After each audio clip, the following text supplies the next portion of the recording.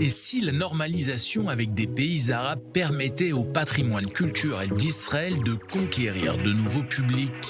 Près de 650 000 utilisateurs originaires des territoires palestiniens, d'Égypte, d'Arabie Saoudite, de Jordanie et d'Algérie ont visité les sites anglais et arabes de la Bibliothèque nationale d'Israël en 2021. Une fréquentation qui a doublé en un an. Une aubaine pour cet établissement situé à Jérusalem. Cette année, nous voyons les fruits de notre travail, non seulement liés aux accords d'Abraham, mais au travail que nous avons accompli depuis de nombreuses années.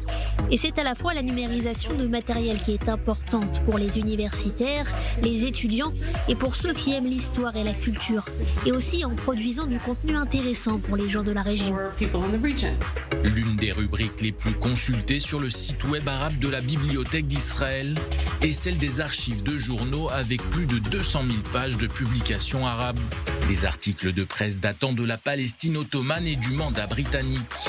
L'ensemble de ressources sur les sites web de la bibliothèque comprend les archives numériques des journaux, des manuscrits, des affiches, des livres électroniques et de la musique. Ils sont en accès libre, permettant aux chercheurs et aux visiteurs curieux de les consulter. C'est un privilège de travailler ici avec la collection.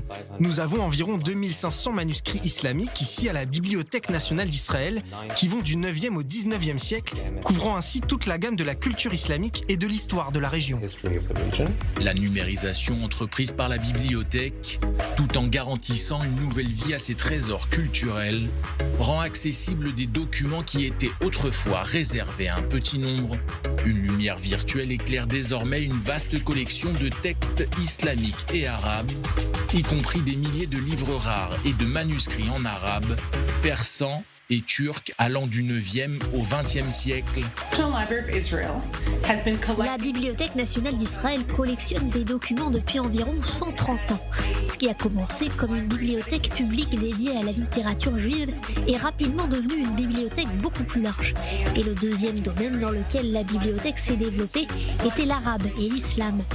La collection arabe et islam a été fondée en 1924 dans le cadre de la transition de la bibliothèque vers une bibliothèque universitaire.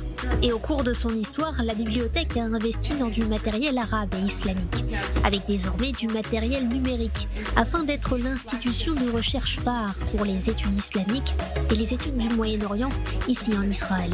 Et nous sommes l'un des plus grands instituts de recherche de la région. Parmi les joyaux de la couronne de la collection se trouve un Coran du 9e siècle de l'Iran moderne, avec le premier exemple connu de persan écrit en écriture arabe, ou encore un texte turc ottoman du 16e siècle sur l'ophtalmologie.